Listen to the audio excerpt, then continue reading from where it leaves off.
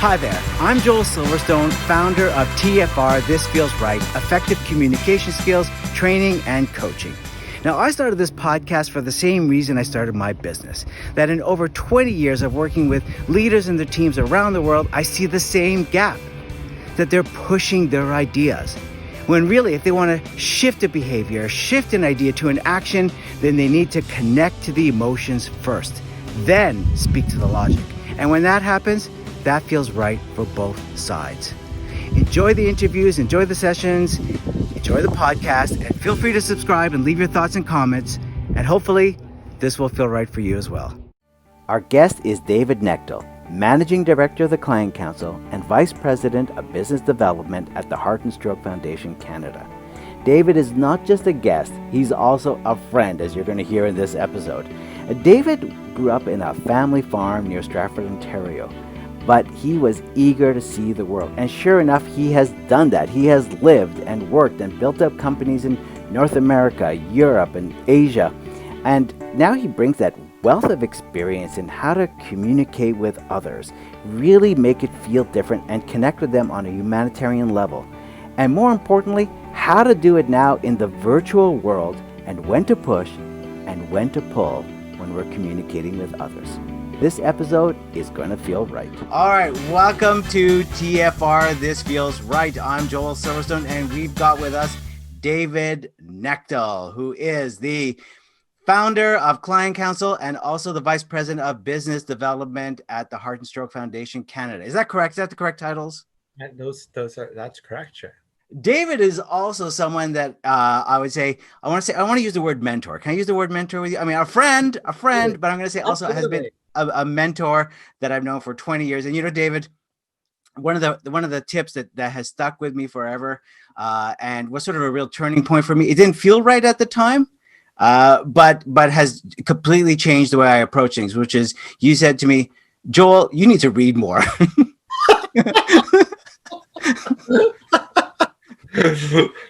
Well, and it was like, what? I am reading the sports section. I am looking at the weather updates. I am reading, my good sir. But it has completely changed. In fact, you even sent me on to a newsletter that was in the learning field, and that was a turning point because of that newsletter, I ended up being a presenter at that conference, at the Massey Learning conference, and that was like full circle. Circle was complete. So, thank you.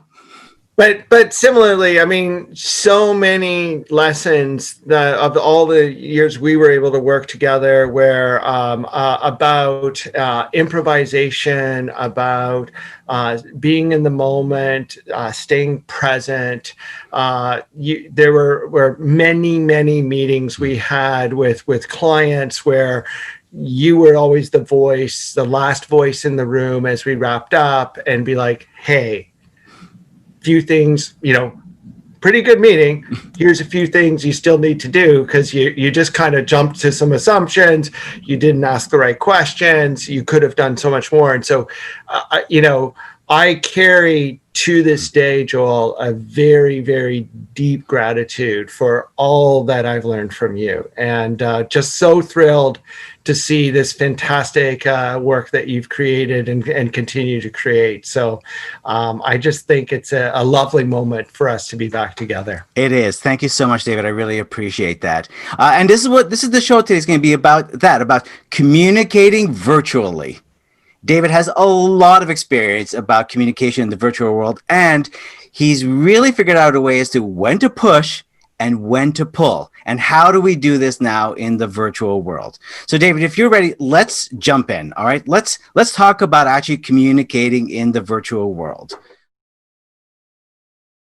And you and I had a lot of experience years ago where we literally would do all kinds of, everything from cold calling to more business development meetings into particularly like globally, but particularly from Canada and to the United States.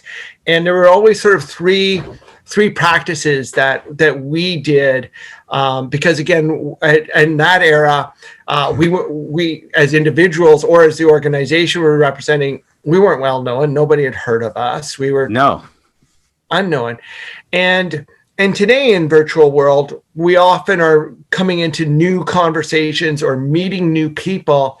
And it's hard to say, how do we create that warmth and that connection virtually? It's something lots of people, find as a sort of a new challenge. Yeah. There were three things that I think we always did, which helped. First was the preparation. Mm-hmm. So it's pre-planning your meeting. It's pre-planning the conversation. I always smile where, in certain clients or certain sort of prospective clients, there were folks that we would know from our pre-planning. It's like they're sports nuts, and I'm not. Like, I really don't know who's in like the Stanley Cup or things like that. The nine Mets, yeah.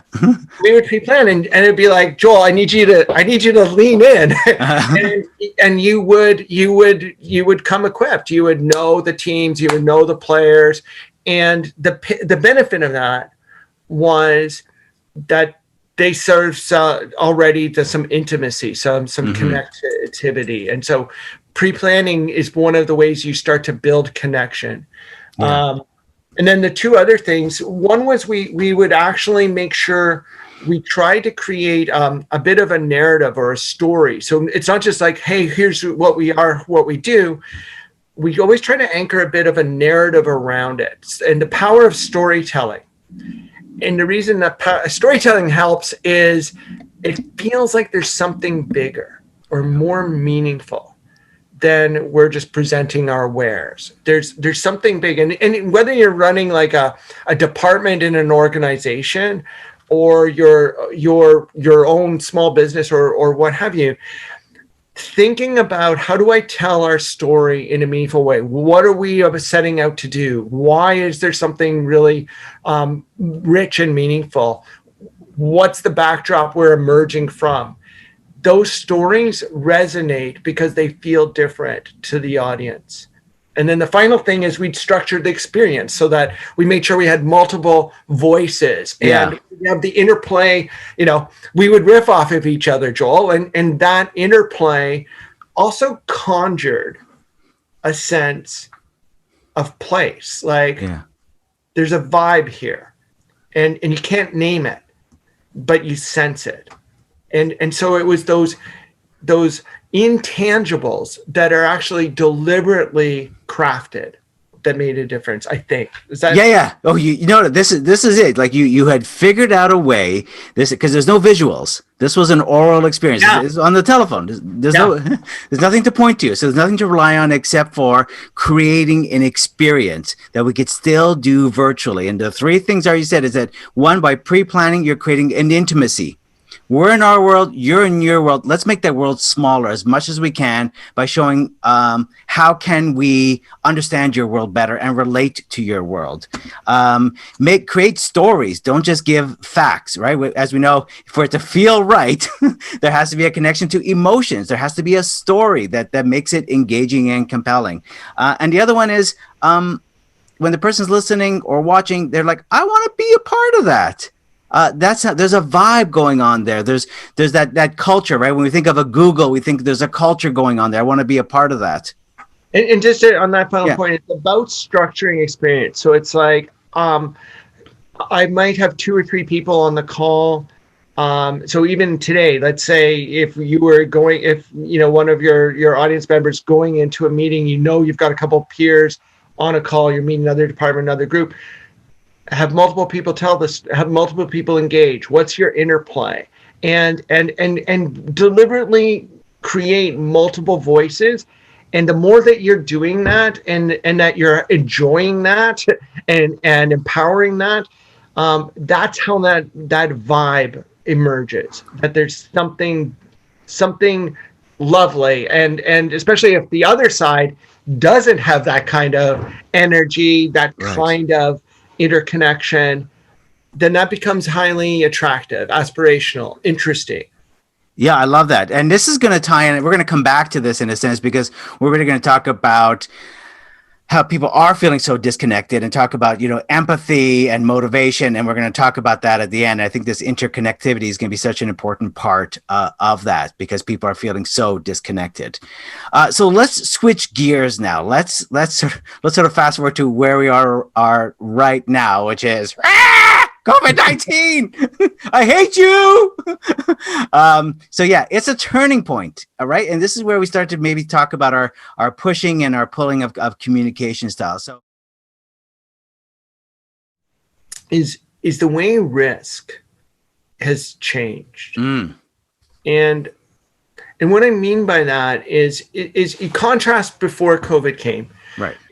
If I'm a leader or I'm a manager, I need to, the things I'm trying to do is be credible, be clear, be reliable, know my facts, know my stuff, and create, some degree of confidence around my intention and my ability to actually execute against that intention.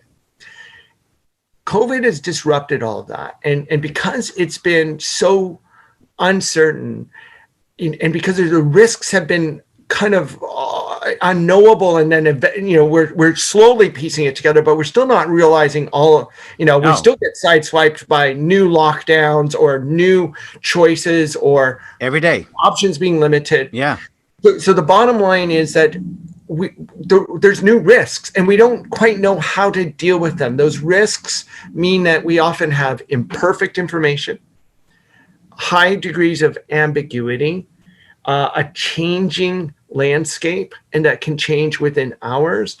And so that requires a whole new set of muscles to manage, which means I, as a leader, as I choose to communicate, I'm trying to pull as much information together, but at the end of the day, I will have to act in this state of a high degree of ambiguity, a high degree of uncertainty.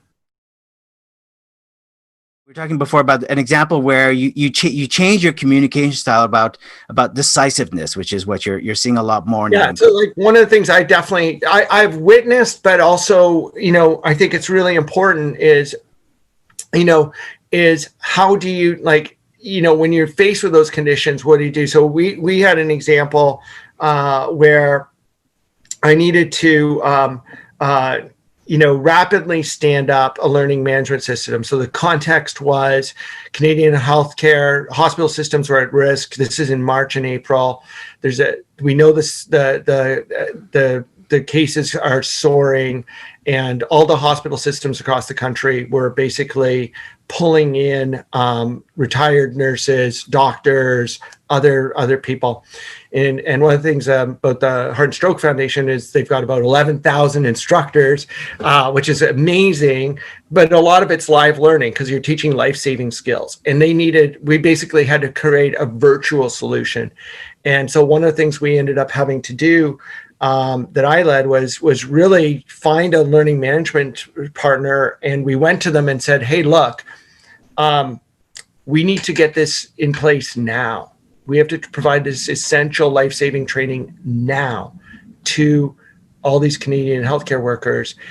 So we can't go through a normal procurement process with you. In fact, I can't guarantee I can buy your system, but I need it.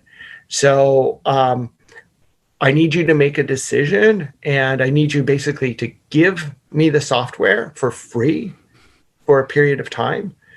I can't guarantee I can buy it at the end, but I need it. And if you can't do it, it's okay, because we're going to find someone who can. And it's a moral choice. And what was powerful and galvanizing is they were able to make a decision in a matter of like a day or two, hundreds of thousands of dollars of value. And you saw that happening all over the place. I know for some of the banks I work with, they were having to make choices on credit, on extending terms, on revising policies, choices that they would normally take, days, months, research, study. They're making choices in an hour. So there's heightened levels of decisiveness that combined in ambiguity and uncertainty. And that's really important in these times right now. Yeah, and it's like hitting the fast forward button, right? So it's like, I'm going to build a relationship. I'm going to ask questions. I'm going to empathize. I'm going to find out what their needs are. It's like, no, I need it. I need it now. And so, yes, there's decisiveness, whether it be the banks or, your style, David. But, what I know from you is that you were prepared. You've always done a good job of pulling, which is, building that relationship, cultivating it, and then transitioning to now, here's where we're at, and we need to move forward. And so what you did is that, you already knew what that sounded like. And so you were comfortable with that communication style to be really a decisiveness. And that's, I think you nailed it with where we are at with COVID, is that there's not enough room to be hemming and hawing because things are moving so fast. And we need to have the courage and confidence to go, I need it now. You're very comfortable with the soft skills part, that pulling. When you want to pull someone in, we use our soft skills. We ask questions, we empathize. So let's talk about empathy, because and you've seen this too, right? Probably one of the most overused words in organizations and underused skills. So what is empathy? What do you see as empathy? You asked me that in the prep work, and I really gave some thought because, I think empathy is this deliberate act of imagination. One of the writers I am always influenced by is Salman Rushdie, and there's a lovely collection of essays that influenced me many years ago, which called Imaginary Homelands. And in it, he talks about, so many populations and people. It's a question of definition. Who am I? And where do I belong? And, as I'm a farm kid, and I've been able to travel all over the world and live in a bunch of countries where I'm the minority, or I'm the linguistic minority. And so one of the pieces that comes with that is, who am I in this new context, but then who is everyone else? And so the only way you learn to navigate that is a deliberate effort of imagination, of like, well, what are they experiencing? What must it be like to be in their shoes?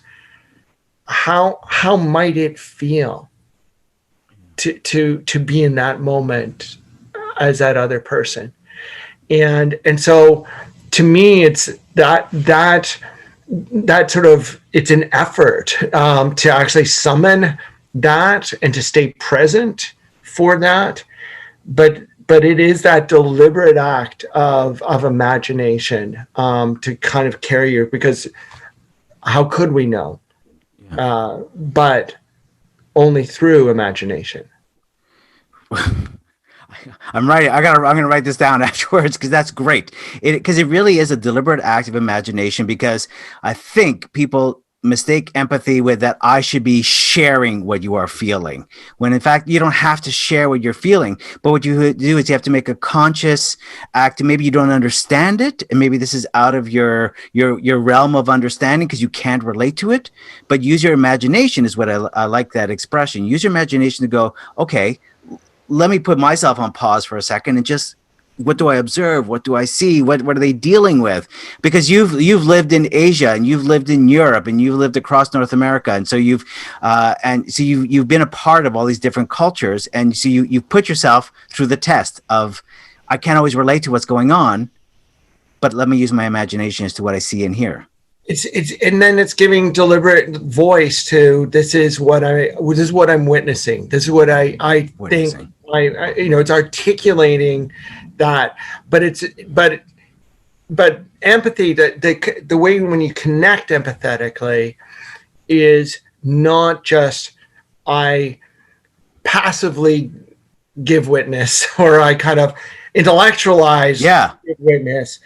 That there's a sense that they actually feel that you're giving witness to how they're feeling. And so that part where it feels authentic, where the emotion is truly exchanged, is rooted, I think, in imagination, because I'm not feeling that solitude. I'm not feeling that hardship. But I can convey that I'm really cognizant of it and aware. Yeah, your effort, it doesn't have to be perfect. It doesn't have to be this magical Disney-esque experience to give empathy. That just the effort alone, the sort of the handing out, the holding out your hand in a sense in that type of gesture is already says so much. So let's talk. We're going to talk about motivation in a second, but let's just bring empathy into the virtual world now. How are you doing that? How are you dealing with that as you're leading so many different teams and meetings? Pressure. And one of the pieces that was fascinating over the last number of months was, what was the experience of connecting to people at home virtually and doing a blood pressure reading. And, what we found was people are really struggling because they're home, they're isolated, there's loneliness, there's some real things. And so all of those things that we mentioned earlier is to not just go to the task of like, this is what we've got to do, this is why we're here. Right. It was to spend a bit of time. It was to reach out. It was to imagine, do that willful act to connect, and then really to actually take the time to listen a little longer, to reflect back what we were hearing and saying empathetically, and to really make sure we were conveying this sense of care across the camera. So there was also a lot more of this kind of looking in, being present, seeing and connecting. And so one of the really fascinating pieces of feedback when we did surveys to all these Canadians was that that last experience of taking blood pressure moved from being sort of a tactical experience to, they actually described it as a coaching conversation. They actually described it as something that they derived meaning from. And so I think it shows that any action you're taking virtually, whether it's just a quick check-in call with a team, whether it's an outreach call to a loved one, whatever you're doing virtually, assume you have the power within the medium to reach out and make the connection. Just slow yourself down, remember those skill sets, and raise the bar for your own imagination to reach there. And it can be done. You nailed it when you said switching from being task oriented, right? So that's the difference. And then it becomes when you're listening and you're taking that extra beat to really hear what the person is saying and to connect with it, not just to be moving on to the task, that there's a connection that's happening between the people, whether it be virtual or live. And I love that it becomes actually a coaching moment. So you're actually trying to change behaviors. And you can when you stop being so task oriented and actually focus on connecting with the person as your intention. So I love that.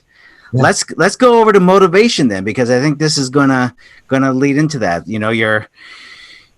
You've got a lot of years of experience of working with different organizations and different industries, and so motivation. What have you figured out about that? Motivation for many of us has been sort of a summoning for the new possibilities that await, right? So it's the battle cry to go and conquer new mountains and achieve new heights. Yeah. And there's nothing in your path, right? Just once more into the breach, dear friends. Once more, unleash that giant. Yeah.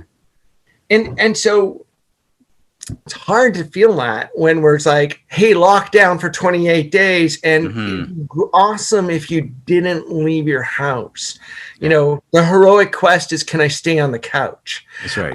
And so that's really taking a toll on people. It's really hard. And for all of us, we can sort of go, who do I want to impact? What matters to me? And whether I want to impact just a one person, or whether I want to impact a team, or whether I want to make a wider societal impact, if you anchor it in terms of focusing on impact, I think that's the new source of motivation. And I think that's going to be quietly important as we go forward. Who or where can I really make a difference? And a whole lot of motivation can spring out of that belief that not only is that possible, but that's a worthy thing to do. So that's would be my hope, that we all see some benefit out of this very, very difficult time we find ourselves in. Great perspective. Swish. Great perspective, David. Thank you so much. So, David, before we go off, where can we find, if we want to connect with you, learn more about you, and maybe also learn more about the Canadian Heart and Stroke Foundation? So, for sure, like my organization is the Client Counsel. So clientcounsel.com. Counsel is COUNSAL, so clientcounsel.com. I'm David Knechtel, and then check out the Heart and Stroke Foundation. So heartandstroke.ca. Again, we're doing really critical, groundbreaking research, advocacy, and also some amazing education programs. And it's really trying to make a difference that for everyone's life. We don't want you to miss it. We want you to have a healthy and meaningful life. And for those people that are affected by cardiac disease or by stroke, helping them and their families and their loved ones recover and recover better through more research, better treatment, better support. Those are things. So check out both those sites and you can see lots more. clientcounsel.com and heartandstrokefoundation.ca. Heartandstroke.ca. Oh, heartandstroke.ca. Perfect. Okay. Thank you. David, thank you so much for your time and your insights today. And it was great to reconnect again. We will see you next week. Not you, David, but our listeners. We will see you next week on This Feels Right. Cheers, everyone.